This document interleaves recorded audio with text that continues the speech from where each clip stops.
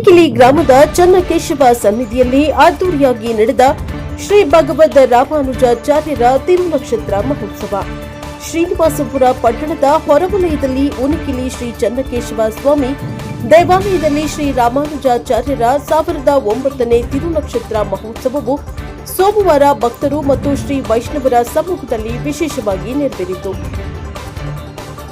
ಶ್ರೀ ವೈಷ್ಣವ ಸಂಪ್ರದಾಯದ ಆಚರಣೆಗಳೊಂದಿಗೆ ವೇದ ಘೋಷ ಮತ್ತು ಭಕ್ತರ ಜಯಘೋಷಗಳ ನಡುವೆ ಸಾಗಿತ್ತು. ಗಣಿಬಂಡೆ ಶ್ರೀ ವೆಂಕಟರಮಣ ದೇವಾಲಯದ ಪ್ರಧಾನ ಅರ್ಚಕ ವೈಆರ್ ಶ್ರೀನಾಥ್ ಮಾತನಾಡಿ, ಭಗವಂತನ ಮಹತ್ವವನ್ನ ಜಗತ್ತಿಗೆ ಸಾರಿದ ಮಹಾನ್ ಆಚಾರ್ಯರಾದ ಶ್ರೀಮದ್ ರಾಮಾನುಜಾಚಾರ್ಯರ 1009ನೇ ತಿರು ನಕ್ಷತ್ರವನ್ನ ಅತ್ಯಂತ ಭಕ್ತಿ ಭಾವದಿಂದ ಆಚರಿಸಲಾಗುತ್ತದೆ.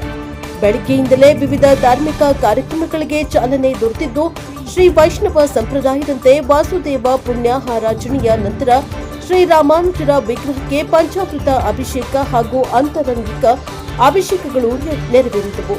ಬಳಿಕ ಅಲಂಕಾರ, ರಾಮಾನುಜ ಸ್ಮೃತಾನಂದದಿ ಪಾರಾಯಣ, ಮಹಾ ನೈವೇದ್ಯ ಸಮರ್ಪಣೆ ನಡೆದು ಮಹಾ ಮಂಗಳಾರತಿಯೊಂದಿಗೆ ಭಕ್ತರಿಗೆ ತೀರ್ಥ ಪ್ರಸಾದ ವಿತರಿಸಲಾಯಿತು.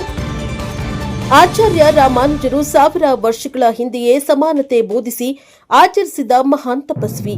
ಎಲ್ಲ ಜಾತಿ ಜನಾಂಗದವರಿಗೆ ದೇವಾಲಯದ ಪ್ರವೇಶ, ಅಷ್ಟಾಕ್ಷರಿ ಮಂತ್ರ ಬೋಧನೆ, ರೈತರಿಗಾಗಿ ಕೆರೆ ನಿರ್ಮಾಣ ಮೊದಲಾದ ಸಾಮಾಜಿಕ ಕಾರ್ಯವನ್ನ ಮಾಡಿದವರು.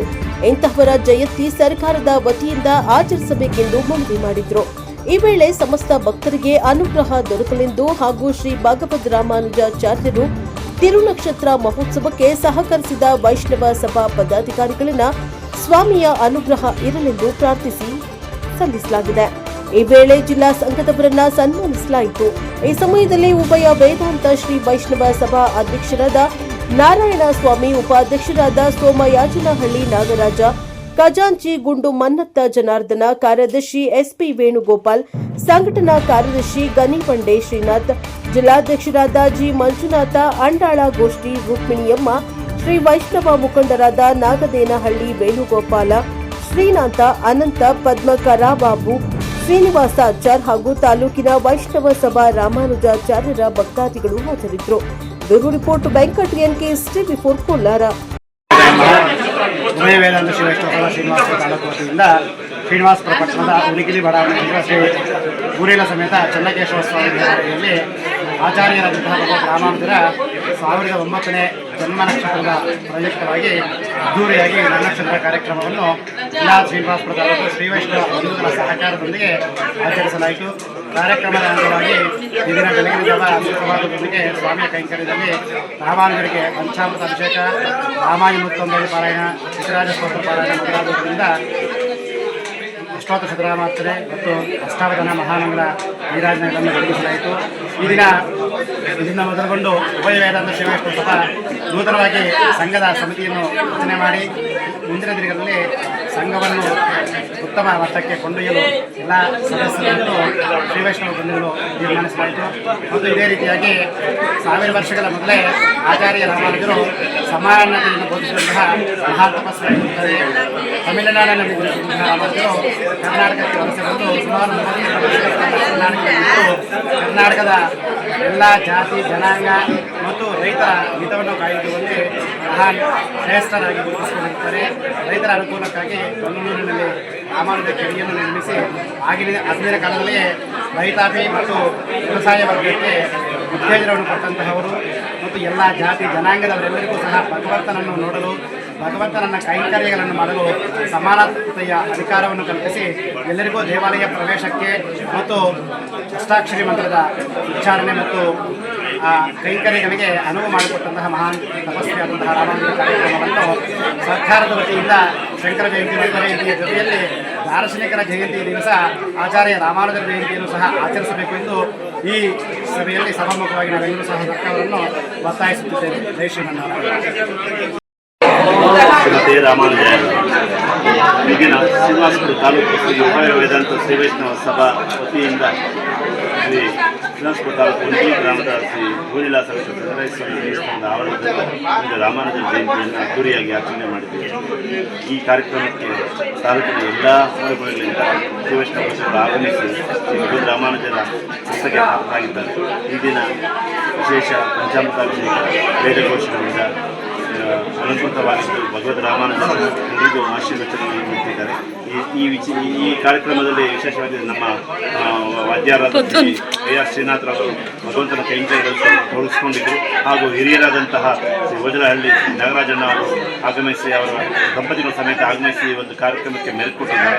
ಹಾಗೂ ಇನ್ನಿತರ ಎಲ್ಲ ಶಿವವೈಷ್ಣವ ಬಂಧುಗಳು ಈ ಕಾರ್ಯಕ್ರಮಕ್ಕೆ ಬಂದು ತಮ್ಮದೇ ಆದ ಚಾಪನ್ನು ಮೂಡಿಸಿ ಈ ಕಾರ್ಯಕ್ರಮವನ್ನು ಯಶಸ್ವಿಗೊಳಿಸಿದ್ದಾರೆ. ಎಲ್ರಿಗೂ ನಮಸ್ಕಾರ.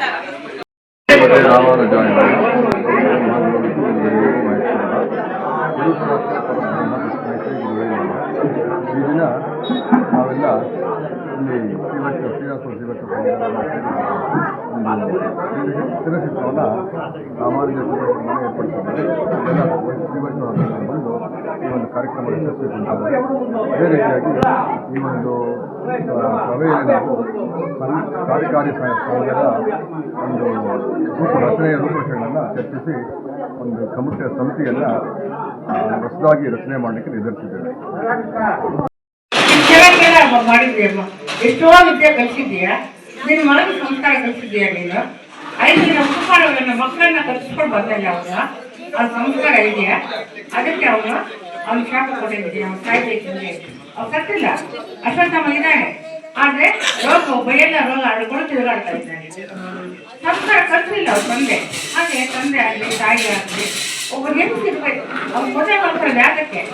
ಎಷ್ಟೇ ವಿಜ್ಞಾನ ಮುಂದುವರಿಲಿ, ಎಷ್ಟು ಅದಾಗಲಿ ಪ್ರೈವೇಟ್ಗಳಾಗಲಿ ಪ್ರಧಾನಮಂತ್ರಿಗಳಾಗಲಿ ರಾಷ್ಟ್ರಪತಿಗಳಾಗಲಿ ಮನೆಗೆ ಬಂದು ಅಡಿಗೆ ಮಾಡಿರ್ಬೇಕು, ಅದು ಬಡಿಸ್ತಾ ಇರಬೇಕು. ಅವ್ರು ಎದುರು ಮಾಡ್ತಾರೆ, ಬರ್ಲಿಲ್ವೇ ಮೆಣಸು ಮಾಡಲಿಲ್ವೇ ಅಂತ. ಅದು ಬಂದ್ಬಿಡಿ ಮೊದಲಿಂದ ನಾವು ಮಾಡ್ತೀವಿ, ಅವ್ರು ಕಾದಿರ್ತಾರೆ. ಹಾಗೆ ಕಾಣ್ತೀವಿ. ಅವರು ಶೇಷಮಾಂಬ ರಾಮಾಚಾರ್ಯ ಆಕೆ ತುಂಬ ತೊಂದರೆ ಕೊಡ್ತಾರೆ. ಅದೇ ಮಡಿ ಯಾರು ಸೇರೋದು ಬಿಡಲ್ಲ. ಇವ್ರಿಗೆ ಮಡಿ ಎಲ್ಲ ಸೇರ್ಬಿಡಲ್ಲ, ಎಲ್ಲರೂ ಒಂದೇ ಹೆಸರು. ಅವ್ರು ತುಂಬ ಕಥೆ ಇದೆ, ಅದನ್ನೇ ಬಿಡೋಕ್ಕಾಗೋದಿಲ್ಲ. ಮತ್ತೆ 16 ವರ್ಷಕ್ಕೆ ಮದುವೆ ಆದ್ಮೇಲೆ 3 ವರ್ಷಕ್ಕೆ ಅವ್ರ ತಂದೆ ತಿಳ್ಕೊಂಡ್ಬಿಡ್ತಾರೆ. ಪಾಪ ಅವ್ರ ತಂದೆ ತಿಳ್ಕೊಂಡ್ರೆ ರಾಮಾನುಜರಿಗೆ ತುಂಬ ನೋವಾಗ್ಬಿಡುತ್ತೆ. ಯಾಕಪ್ಪ ಈ ಜನ್ಮ ನಮ್ಮ ಅಪ್ಪ ಹೋಗ್ಬಿಟ್ಟು ತುಂಬ ಇದು ಮಾಡ್ತಾ ಇರ್ತಾರೆ. ಆವಾಗ ಅವ್ರ ತಾಯಿ ಅಪ್ಪ ಇದು ಮಾಡಬೇಡ, ಸಾವು ಎಲ್ಲರೂ ಇರೋದೆ, ನೀನು ಕಾಂಚಿಪುರಂಗೆ ಹೋಗು, ಕಾಂಚಿಪುರಕ್ಕಿದ್ದಾರೆ, ಅಲ್ಲೋಗಿ ವಿದ್ಯೆ ಕಲ್ತ್ಕೊಂಡ್ವಾ ಅಂತೇಳಿ ಅಲ್ಲಿ ಕಲಿಸ್ತಾರೆ. ಅಲ್ಲಿಗೂ ಹೋಗಿ ವಿದ್ಯೆಯನ್ನು ಕಲಿತಾರೆ. ಅಲ್ಲಿಗೂ ಅದು ಸಾಕಾಗೋದಿಲ್ಲ. ಮತ್ತೆ ಈಕೆಯನ್ನು ಕರ್ಕೊಂಡೋಗಲ್ಲ, ಇರ್ತಾರೆ 20 ವರ್ಷ ಇರ್ತಾರೆ ಅಲ್ಲಿ.